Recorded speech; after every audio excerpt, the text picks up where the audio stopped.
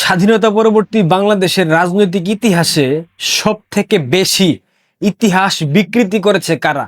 এই প্রশ্নের একটা মাত্র উত্তর জামায়াত এবং বিএনপি। ২০০১ থেকে ২০০৬ সাল বিএনপি জামায়াত জোট সরকারের শাসনামল।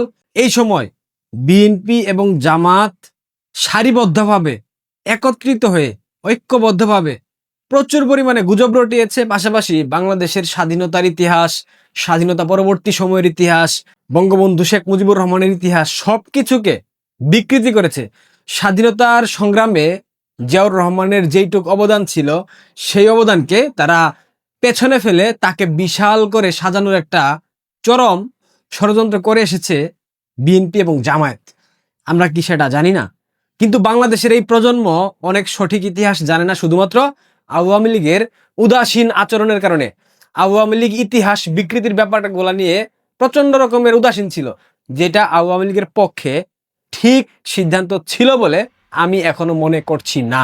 ২০০১ থেকে ২০০৬ তৎকালীন সময়ে সামাজিক যোগাযোগ মাধ্যম কিংবা ইন্টারনেটের এত সুবিধা ছিল না।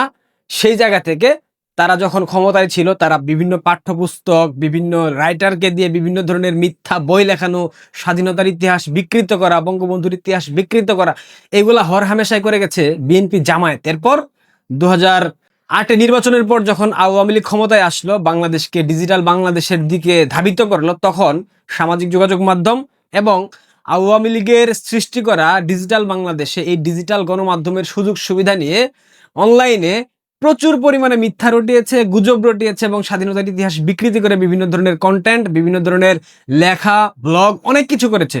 এইখানে আওয়ামী লীগের ব্যর্থতার জায়গা একটাই, আওয়ামী লীগ বাংলাদেশকে ডিজিটাল করেছিল, কিন্তু দল বাংলাদেশ আওয়ামী লীগকে, বাংলাদেশ আওয়ামী লীগ সেই অ্যানালগ পদ্ধতির মধ্যে রেখে গেছে, যেটা এখন আমরা দেখতে পাচ্ছি। এখনো আমরা ডিজিটালাইজেশনের কোনো ব্যাপার বাংলাদেশ আওয়ামী লীগের মধ্যে দেখতে পাই না।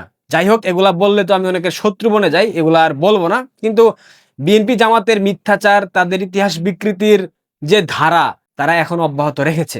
২০০১ থেকে ২০০৬ জামাত বিএনপির জোট সরকার ছিল, তারা ক্ষমতায় ছিল। এখন বর্তমানে একদলীয় নির্বাচন ব্যবস্থা প্রণয়নের মাধ্যমে আওয়ামী লীগকে বাদ দিয়ে যে নির্বাচন হয়েছে, নির্বাচন পরবর্তী সময়ে বিএনপি এবং জামাত, বিএনপি সরকারি দলে, জামাত বিরোধী দলে, তারা এখন এই মুহূর্তে মনের মাধুরী মিশিয়ে জিয়াউর রহমানকে ভগবান বানানোর একটা অপচেষ্টা চালাচ্ছে, জিয়াউর রহমানকে ক্ষুধা বানানোর একটা অপচেষ্টা চালাচ্ছে। বাংলাদেশের স্বাধীনতার স্থপতি না জানি কবে জিয়াউর রহমানকে বলে ফেলবে জনাব তারেক রহমান, সেটা আসলে বলার অপেক্ষা রাখে না, যে কোনো সময় বলতে পারে, কারণ তাদের পক্ষে এটা সম্ভব। জিয়াউর রহমান তিনি নিজে যেখানে বলতেছেন ২৭ মার্চ ১৯৭১ তিনি স্বাধীনতার ঘোষণাপত্র বঙ্গবন্ধুর পক্ষে পাঠ করেছিলেন, সেইখানে বিএনপি বারবার বলার চেষ্টা করে জিয়া স্বাধীনতার ঘোষক, জিয়া স্বাধীনতার এইটা, জিয়া স্বাধীনতার ওইটা। জিয়াউর রহমান ২৬ মার্চ স্বাধীনতার ঘোষণাপত্র পাঠ করেছে, স্বাধীনতার ঘোষণা করেছে, সেখানে বঙ্গবন্ধুর নাম তারা নেয় না। কিন্তু প্রকৃত সত্য আসেন আমরা জিয়াউর রহমানের মুখেই শুনি। And once I was told about it, and having known the earlier background that the Pakistanis were out to kill our people, the civilian population and the Bengali army personnel, we had no other way but to take up arms and fight our way out. We captured the radio station at Chittagong on 27th, on 27th, on 27th, on 27th, on 27th, on 27th, and I had to go up in the air because I found the Pakistanis were concentrating very heavily in Chittagong, and they had started bringing in the 16th Division. As a last resort, I wanted to tell the world what was happening, and I went up the air in the evening and I made the declaration. Having heard me over the radio, the other regiments of East Bengal Regiment and the East Pakistan Rifle and the police force also, they revolted. এটা কিন্তু artificial intelligence দিয়ে বানানো কোনো video না, এটা solid video. আপনাদের যদি বিশ্বাস না হয়, আপনার ইন্টারনেট ঘাটাঘাটি করেন, দেখতে পারবেন। এখানে স্পষ্ট তিনি বলেছেন ২৭ মার্চ তিনি বঙ্গবন্ধুর পক্ষে স্বাধীনতার ঘোষণাপত্র চট্টগ্রামের কালুরঘাট বেতার কেন্দ্র থেকে পাঠ করেছেন বঙ্গবন্ধুর পক্ষে। বিএনপির এই যে মিথ্যাচার, এই যে ইতিহাস বিকৃতি করার অপচেষ্টা, এটা বরাবরের মতোই তারা অব্যাহত রেখেছে। তাদের প্রধানমন্ত্রী জনাব জিয়াউর রহমানের পুত্র তারেক রহমান এই ইতিহাস বিকৃতির অপচেষ্টায় তিনি আবারও লিপ্ত হয়েছেন। আচ্ছা, বিএনপি যদি স্বাধীনতার প্রতি তাদের এত ভালোবাসা থাকে, স্বাধীনতার প্রতি এত কাঙ্গাল তারা, তাহলে এই যে 5 আগস্টের পর বাংলাদেশের স্বাধীনতার ইতিহাস, মুক্তিযুদ্ধের ইতিহাস এবং স্মৃতি বিজড়িত যত স্থাপনা আছে, জাদুঘর আছে, সবকিছুকে ধ্বংস করে দেওয়া হয়েছে, মাটির সাথে মিশিয়ে দেওয়া হয়েছে। আমি মেনে নিলাম বঙ্গবন্ধু শেখ মুজিবুর রহমান অনেক খারাপ মানুষ ছিলেন, তার ইতিহাস রাখা যাবে না, তার ভাস্কর্য রাখা যাবে না, কিন্তু 7 জন বীর শ্রেষ্ঠ তারা কি করেছিল? বিএনপি তো বলে জিয়াউর রহমান মুক্তিযোদ্ধা ছিল, কিন্তু জিয়াউর রহমান কোথায় মুক্তিযুদ্ধ করেছে আমরা জানি না। এটা নিয়ে বিভিন্ন ধরনের বিতর্ক আছে। অনেকে আমাকে গালি দেবেন এই কথা শোনার পর, কিন্তু এটা সত্য। আপনারা কি জানেন 8ম ইস্ট বেঙ্গল রেজিমেন্টের সব সৈনিককে নিয়ে জনাব জিয়াউর রহমান 25 মার্চ দিবাগত রাতে যুদ্ধ না করে চট্টগ্রাম থেকে পালিয়ে গিয়েছিল? অথচ রাজারবাগ পুলিশ লাইন্সে তৎকালীন পুলিশ কর্মকর্তা কর্মচারীরা অত্যাধুনিক এলএমজি রাইফেলের বিরুদ্ধে তারা যুদ্ধ করে। এটা কি অস্বীকার করার মতো কোনো ঘটনা? অস্বীকার করতে পারবেন? জিয়াউর রহমান পালিয়ে গিয়েছিল এবং 9 মাসের যুদ্ধে তিনি কোথায় অবস্থান করেছেন এই নিয়ে বিভিন্ন ধরনের বিতর্ক এখনো মার্কেটে আছে। সুতরাং তারা যে ইতিহাস বিকৃতি করে, তারা কি সঠিক ইতিহাস জানে না? জানে।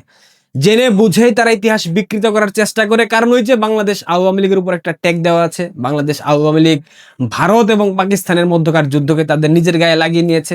1971-এ মুক্তিযুদ্ধ হয়েছে মূলত ভারত এবং পাকিস্তানের মধ্যকার। বাংলাদেশ নামক রাষ্ট্র প্রতিষ্ঠা পেয়েছে পাকিস্তান এবং ভারতের মধ্যকার যুদ্ধে ভারতের ষড়যন্ত্রের কারণে। এ ধরনের কথা তারা বলে থাকে। স্বাধীনতার প্রতি এত প্রেম, এত ভালোবাসা, এত মায়া, এত দরদ, 5 আগস্টের পর তো আমরা সেই দরদ দেখি নাই। বারবার বলি, বিএনপি হচ্ছে একটা রাজাকারদের সংগঠন, বিএনপি হচ্ছে মুক্তিযোদ্ধাদের সংগঠন। কারণ বিএনপি সকালে মুক্তিযোদ্ধাদেরকে পছন্দ করে, তাদের পক্ষে কথা বলে, দুপুরে রাজাকার, রাতের বেলা স্বাধীনতা বিরোধী অপশক্তির সাথে তারা হাত মিলিয়ে একসাথে বসে লাল পানি খায়। এটা হচ্ছে বিএনপি এবং বিএনপি নেতাদের সামগ্রিক সামষ্টিক চরিত্র। এখান থেকে তো তারা বেরোতে পারবে না। বাংলাদেশের মানুষ তো এত বোকা না, তাদেরকে তো ঘোল খাওয়ানো আর সম্ভব না। এই যুগে এসে মিথ্যাচার করলে প্রত্যেকটা মিথ্যাচারের জবাব দেওয়ার জন্য আমরা প্রস্তুত ছিলাম, আছি, থাকবো। জনাব তারেক রহমান 25 মার্চ সেই ন্যাক্কারজনক অধ্যায়ের কালো রাত্রি এবং 26 মার্চ স্বাধীনতা দিবসকে কেন্দ্র করে সামাজিক যোগাযোগ মাধ্যম ফেসবুকে 2টা স্ট্যাটাস দিয়েছে। স্ট্যাটাসের একটা চুম্বক অংশ আমি আপনাদেরকে দেখাই। 25 মার্চের গণহত্যা ছিল একটি সুপরিকল্পিত হত্যাযজ্ঞ। সুপরিকল্পিত এই হত্যাযজ্ঞ কেন প্রতিরোধ করা গেল না, এ ব্যাপারে তৎকালীন রাজনৈতিক নেতৃত্বের দৃশ্যমান ভূমিকা এখন ইতিহাসের গবেষণার বিষয়। তবে 25 মার্চ দিবাগত রাতে ওই রিভোল্ট বলে গণহত্যার বিরুদ্ধে আনুষ্ঠানিকভাবে সশস্ত্র প্রতিরোধ গড়ে তুলে চট্টগ্রামের ইস্ট বেঙ্গল রেজিমেন্ট। গণহত্যা প্রতিরোধের মধ্য দিয়ে শুরু হয়ে যায় দীর্ঘ 9 মাসের সশস্ত্র মুক্তিযুদ্ধ। তিনি কিন্তু রাজারবাগ পুলিশ লাইন্সের সেই ভূমিকা, যারা প্রথম সশস্ত্র প্রতিরোধ গড়ে তুলেছিল, সেটাকে সামনে আনেন নাই কিংবা অস্বীকার করেছেন। এবং তিনি কিন্তু এখানে জিয়াউর রহমানের নামও বলেন নাই। 25 মার্চ কিংবা 26 মার্চ জিয়া স্বাধীনতার ঘোষণা করেছিল, জিয়াউর রহমানের নাম আনলো না, ইতিহাস বিকৃতি করার চেষ্টা করেছে, কিন্তু এখানে জিয়াউর রহমানের নামটা আনে নাই। তার মানে কি আমরা বুঝে নেব তারেক রহমান তার পিতাকে অস্বীকার করলেন, তার পিতার অবদানকে অস্বীকার করলেন? সিনিয়র সিটিজেন আমাদের মুক্তিযোদ্ধার একটা কথা সবসময় বলে, 1971-এর মহান মুক্তিযুদ্ধে জিয়াউর রহমান পাকিস্তানের স্পাই এজেন্ট হিসেবে কাজ করেছে।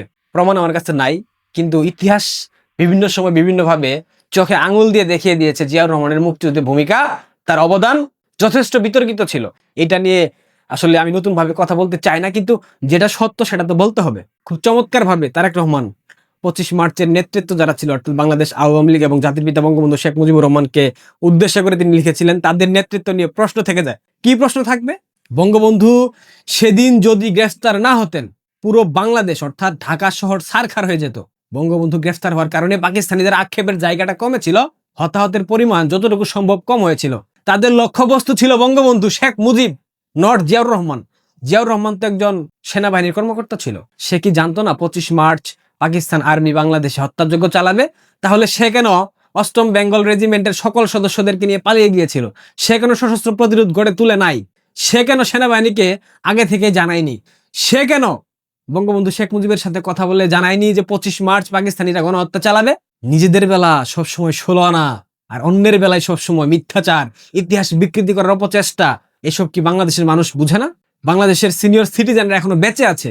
খোদ বিএনপির মধ্যে যারা মুক্তিযোদ্ধা আছে, ফজলুর রহমান সাহেবকে তো জানেন আপনারা সবাই, সে তার মধ্যে ব্যাপক সমস্যা আছে। ফজলুর রহমানও তো স্বীকার করে জিয়াউর রহমান মুক্তিযুদ্ধের ঘোষণা বঙ্গবন্ধুর পক্ষে পাঠ করেছিল। এই যে মিথ্যাচার, এই জন্য একটা কথা বারবার বলি, বাংলাদেশের ইতিহাসের একমাত্র বিস্ফোরা, বাংলাদেশের রাজনীতির ইতিহাসের একমাত্র ক্যান্সার বিএনপি। এই বিএনপি বাংলাদেশের স্বাধীনতা, সার্বভৌমত্ব এবং মুক্তিযুদ্ধকে বিতর্কিত করেছে। জামাতের মতো দেশদ্রোহী অপশক্তিকে রাজনীতি করার বন্দোবস্ত করে দিয়েছে।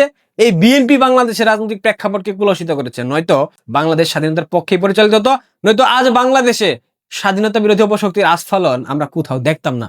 25 মার্চ নিয়ে জনাব তারেক রহমান, বঙ্গবন্ধু, তাজউদ্দিন আহমদ এবং বাংলাদেশ আওয়ামী লীগের সকল নেতাকর্মীকে বিতর্কিত করার চেষ্টা করেছে, কিন্তু তার পিতার নাম নেয়নি। তার মানে কি আমরা বুঝে নেব জিয়াউর রহমানকে তার পুত্র অস্বীকার করলেন? হতেই পারে তিনি যে আদৌ জিয়াউর রহমানের পুত্র কিনা সেটা নিয়ে তো সন্দেহ আছে, কারণ তার মা তো দীর্ঘ 9 মাস ব্যাপক মুক্তিযুদ্ধ করেছে। নারী মুক্তিযোদ্ধা, বাংলাদেশের মুক্তিযুদ্ধের একমাত্র নারী মুক্তিযোদ্ধা, প্রথম নারী মুক্তিযোদ্ধা বেগম জিয়াউর রহমান।